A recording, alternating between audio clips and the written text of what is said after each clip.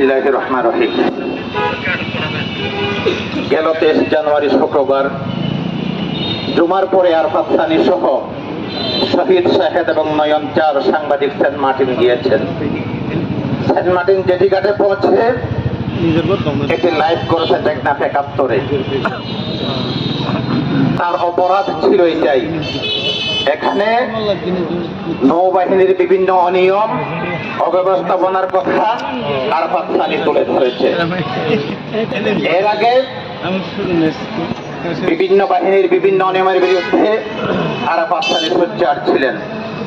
আরাফাত সানিকে আমি ব্যক্তিগতভাবে চিনি, জানি।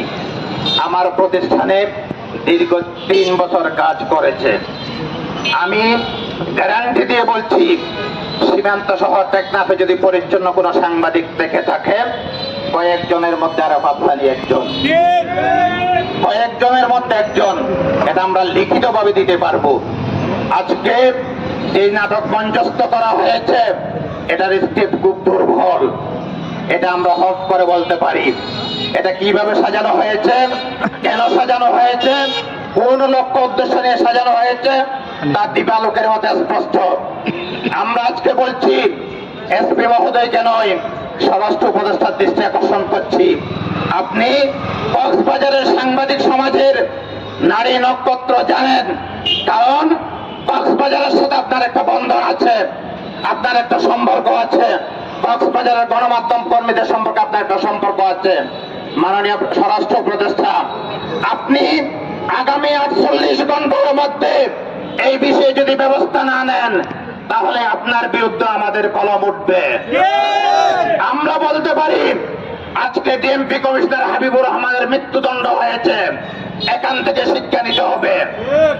প্রদীপের মৃত্যুদণ্ড হয়েছে, এখান থেকে যদি শিক্ষা না নেন, ব্যান নয়, আন্ডারওয়ার্ল্ড নিয়ে কক্সবাজার থেকে যেতে পারবেন না। অতীতে প্রমাণিত হয়েছে, ব্যান নয়, আন্ডারওয়ার্ল্ড পরে যেতে পারবেন না। এখনো সময় আছে।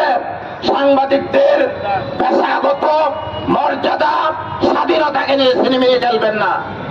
আমরা দাবি রাখছি, আগামী 48 ঘন্টার মধ্যে আরাফাত সানিকে মুক্তি দিতে হবে। পাশাপাশি আমাদের ছোট ভাই হিরোর বিরুদ্ধে মামলা হয়েছে, এই মামলা প্রত্যাহার করতে হবে। গতকালকে আমি কক্সবাজার থাকলাম, এই মানববন্ধনে অংশ নিতাম। কক্সবাজার জেলা প্রেস ক্লাবের পক্ষ থেকে আমরা দাবি জানাই, যদি আরাফাত সানির বিরুদ্ধে মামলা প্রত্যাহার করা না হয়, জড়িত কুশীলবদেরকে চিহ্নিত করে শাস্তির আওতায় আনা হয়, কক্সবাজারের সাংবাদিক নয়, সারা বাংলাদেশের সাংবাদিকরা আপনাদের বিরুদ্ধে অবস্থান নেবে। ছোট ভাইরা অবস্থান নিয়েছে, কোস্টগার্ডের নৌবাহিনীর সংবাদ বর্জন করতে হবে। এই সিদ্ধান্তকে আমি শতভাগ জানাই। আপনাদের সবার সিদ্ধান্তের সাথে আমরা একাত্মতা পোষণ করছি।